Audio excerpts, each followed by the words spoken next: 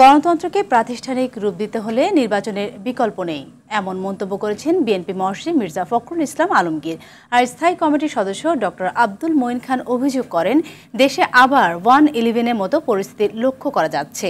ধৈর্যের বাঁধ ভাঙার আগে নির্বাচন না দিলে দাবি আদায়ে জনগণ মাঠে নামলে পরিণাম ভালো হবে না বলে হুঁশিয়ারি দেন দলটির স্থায়ী কমিটির সদস্য গয়েশ্বর চন্দ্র রায়। রিপোর্ট করছেন জাহিদ রহমান।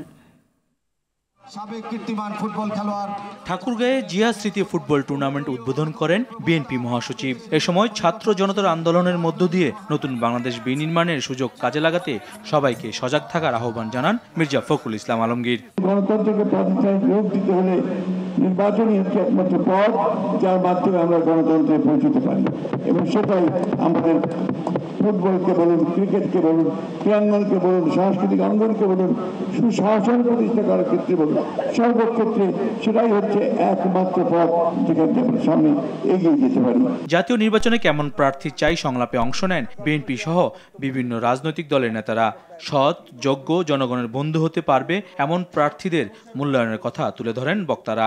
1-11 যে পরিকল্পনা, বিরাজনীতিকীকরণ, সেই সমস্যা আমি আজকে কিন্তু আবার নতুন করে দেখতে পাচ্ছি। এই দীর্ঘদিনের যে কাঠামোগত যে প্রক্রিয়া চলে এসছে রাজনৈতিক দলের মধ্যে, রক্ষক হয়ে ভক্ষক হয়ে, তাতেও আমার কিছু আসে যায় না।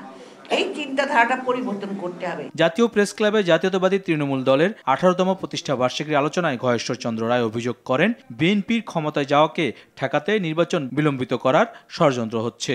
রাষ্ট্রীয় ক্ষমতায় ভোট দিয়ে আনে, আমার আপত্তি করার কিছু নেই। ততদিন পর্যন্ত নির্বাচন দিবেন না, এটা পক্ষপাতমূলক না।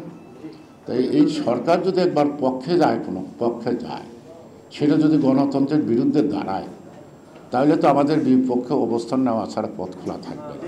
নারায়ণগঞ্জ জেলা বিএনপি নতুন আহ্বায়ক কমিটির সদস্যদের নিয়ে দলের প্রতিষ্ঠাতা শহীদ রাষ্ট্রপতি জিয়াউর রহমানের সমাধিতে শ্রদ্ধা জানান স্থায়ী কমিটির সদস্য ইকবাল হাসান মাহমুদ টুকু ও সিনিয়র যুগ্ম মহাসচিব রুহুল কবির রিজভী। বাংলাদেশের ইতিহাস বলে এই ধরনের সরকার এসে কোনোদিনও স্থানীয় সরকার নির্বাচন করে নাই। স্থানীয় সরকার নির্বাচন চায়, অন্য কোনো দুরবস্থা এর মধ্যে থাকতে পারে। জাহিদ রহমান, RTV, ঢাকা।